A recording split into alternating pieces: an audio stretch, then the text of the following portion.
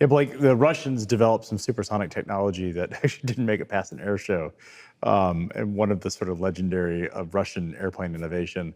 Concorde had its own challenges and legacy of safety issues that we found out really at the end of its life, not only viability, but just the safety element. How are you guys thinking about safety and addressing some of the challenges that have existed as you really push the limits of physics? Yeah, so the Concorde had one fatal accident in 27 years of flying. For a 1960s airplane design, that's actually a good safety record. By today's standards, the design would not be considered safe, and that would not be considered a good safety record. And so the bar has come way up. The industry has learned a lot about what it takes to design and build safe airplanes. And we've learned from that the Concorde accident, for those who don't know the story, had nothing to do with flying supersonic. It had to do with first off some operational mistakes. That Air France crew was on the wrong runway.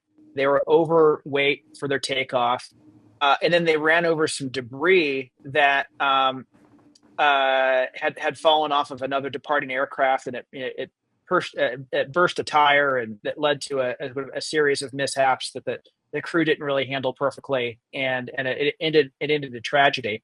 And so the way you fix that is you address every single piece of it. And so Overture, for example, it doesn't have two engines right next to each other. It's got four engines, and the two under each wing, and they're nicely separated, such that if one engine encounters a problem, it doesn't take out the one sitting right next to it. The fuel tanks are reinforced. We've reduced the takeoff speeds through optimizing low speed aerodynamics, installing flaps and slats. And we've also gone from four-wheel trucks on the main landing gear to six-wheel trucks. All of that means there's less energy on those tires. So if you burst a tire, it's not going to have that chain reaction that it did on Concorde.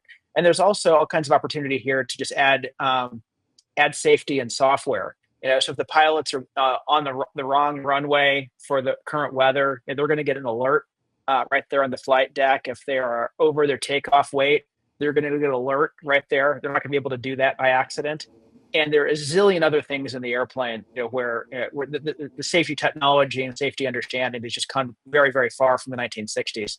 But And there is has never, never not on the Soviet airplane or not in Concorde was there ever an accident or a mishap that had anything to do with supersonic flight. It was all actually the subsonic stuff where they had issues.